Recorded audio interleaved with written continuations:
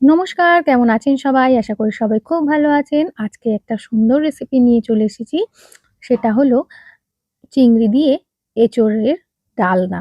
তো ১ম এ কি মসলা বেটেছি সেটা বলে দিই। ছিল পেঁয়াজ, আদা, রসুন, টমেটো, কাঁচা লঙ্কা, শুকনো লঙ্কা আর হচ্ছে চালমগজ। এগুলো কিন্তু একটা মিক্সি জারের মধ্যে দিয়ে দিয়েছি। দিয়ে এবার এটাকে ভালো করে সুন্দর করে পেস্ট করে নেব। আর দিয়েছিলাম একটুখানি ছোট এলাচ, একটুখানি দারচিনি, লবঙ্গ। ব্যাস হয়ে গেছে। এইগুলো সবকিছু একসাথে দিয়ে একটুখানি জল দিয়ে এটাকে ভালো করে মিহি করে পেস্ট করে নেব। আর ওইদিকে করে দিয়েছি এই প্রেশার কুকারে সেদ্ধ করতে বসিয়ে দিয়েছি এঁচড়গুলোকে। এই যে চিংড়ি মাছ ছোট, ছোট আর কয়েকটা ডুমো করে আলু কেটে নিয়েছি। হুম, দেখুন ঠিক এরকমভাবে পেস্টটা তৈরি করে নিয়েছি। বেশি গাঢ়ও না আবার বেশি ঝোলও হয়নি। মানে জলটা মোটামুটি অল্প দিতে হবে। কারণ সবকিছুর মধ্যে জলের পরিমাণ বেশি ছিল যেই মসলাগুলো দিয়েছিলাম তার জন্য। এরপরে চিংড়ি মাছগুলোকে একটুখানি নুন আর হলুদ মাখিয়ে ম্যারিনেট করে রেখে দেব। সুন্দর করে এরকম করে মাখিয়ে নিতে হবে। দেখুন মাখিয়ে নিয়েছি। এরপরে একটা কড়াইয়ে তেল গরম করতে দেবো। এখানে কিন্তু একদম মাস্টার্ড অয়েল দিয়ে করেছি। এরপরে তেলটা ভালো করে গরম হয়ে গেলে চিংড়ি মাছগুলো আমি দিয়ে দেবো। দিয়ে আস্তে, আস্তে নাড়াচাড়া করে নেবো। বেশিক্ষণ না ১ মিনিট মতো নাড়াচাড়া করে নেবো তাহলেই হয়ে যাবে। কারণ চিংড়ি মাছ বেশি ভাজলে খেতে ভালো লাগে না, রাবার টাইপের হয়ে যায়। তো সেইজন্য একটু অল্প ভেজে নিলে কি হয় চিংড়ি মাছটা একটু নরমও থাকে, সফট হয় খেতে, ভালো লাগে।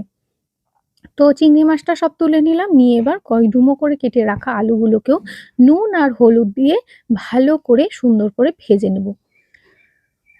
যেহেতু আ এঁচোড়টা আমি আগে থেকে সিটি দিয়ে রেখেছিলাম, ২ টো সিটি দিয়েছিলাম। আ তো সেইজন্য কিন্তু ওটা ভালোই সেদ্ধ হয়ে গেছে। সেই অনুযায়ী কিন্তু আমি ভালো করে আলুটাকেও ওইজন্য ভেজে নেব। যাতে হচ্ছে আলুটা ভালো করে সেদ্ধ হয়ে যায় আর ওইদিকে এঁচোড়টাও না গলে যায়। আলুগুলো ভাজা হয়ে গেছে। এবার আস্তে, আস্তে সবকটা আলু আমি তুলে নিচ্ছি। এবারে ওই কড়াইয়ের মধ্যেই আরো একটুখানি তেল দেবো। এটা না একদম সুন্দর হবে, মানে একটু বেশি করে তেল দিতে হবে তাহলে কিন্তু একটু খেতে বেশি টেস্ট হয়। তো যাই হোক তেলটা গরম হয়ে গেলে তার মধ্যে আমি দিয়ে দেবো তেজপাতা আর একটুখানি সাদা জিরে। দিয়ে এবার এটাকে ভালো করে একটুখানি নেড়েচেড়ে নেব। এরপরে যে পেস্ট করে রেখেছিলাম মসলাটা, সেই মসলাটা এর ভেতরে দিয়ে দেব। দিয়ে এটাকে এবার ভালো করে কিন্তু সুন্দর করে কষাতে হবে। মসলা কষানোতেই কিন্তু আসল টেস্ট। তো সুতরাং মসলাটাকে কিন্তু একটু ধৈর্য নিয়ে বেশ অনেকক্ষণ ধরে নাড়িয়ে চাড়িয়ে উম কষাতে হবে।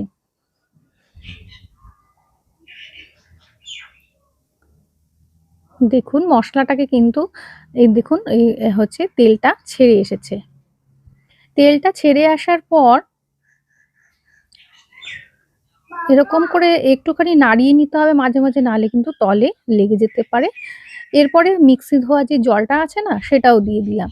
দিয়ে এবার এটাকে ভালো করে নেড়েচেড়ে এর মধ্যে কিছু শুকনো গুঁড়ো মসলা যেগুলো হয় সেগুলো দেব। ধনে, জিরে, একটুখানি নুন, একটু হলুদ, ব্যাস এইগুলো দিয়ে আপনার চাইলে একটু কাশ্মীরি লঙ্কার গুঁড়োও দিতে পারেন কিন্তু আমি দিইনি। যেহেতু আমি শুকনো লঙ্কাটা পেস্ট করে নিয়েছিলাম সেইজন্য। এটা একটা খুব লাল, লাল হবে না। খুব সুন্দর একটা কালার আসবে।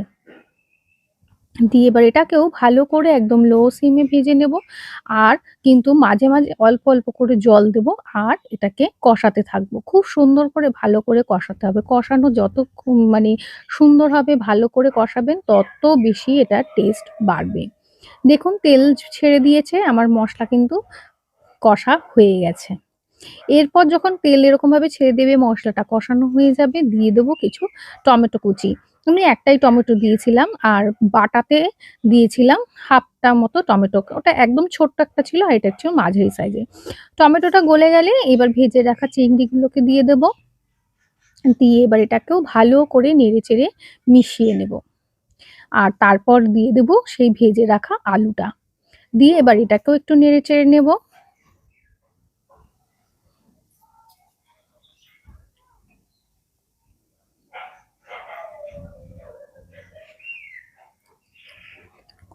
আর দিয়ে দেবো একটুখানি চিনি। চিনিটা হচ্ছে এটার স্বাদ আরো বাড়াবে আর খেতেও সুন্দর লাগবে, দেখতেও সুন্দর হবে কালারটা। দিয়ে এবার এঁচোড়টা দিয়ে দেব। এঁচোড়টা দিয়ে ভালো করে নেড়েচেড়ে পুরো মশলাটার সাথে এটাকে মিশিয়ে নেব।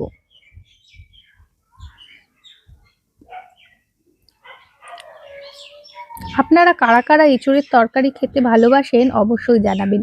এটা কিন্তু একদম বিয়েবাড়িতে যেইভাবে এঁচোড়টা রান্না করা হয় ঠিক সেরকম ভাবেই আমি দেখাচ্ছি।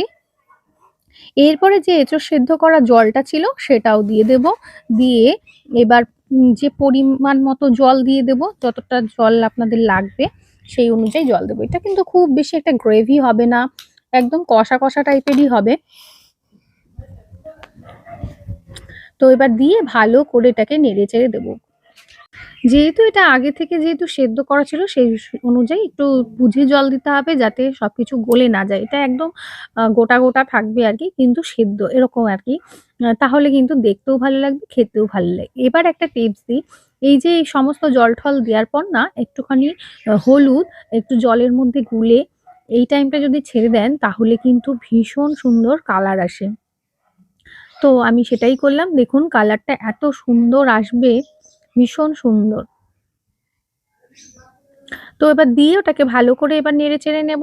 নিয়ে ব্যাস কিছুক্ষণ ফোটাবো। ফুটিয়ে জলটা একদম শুকিয়ে যাবে।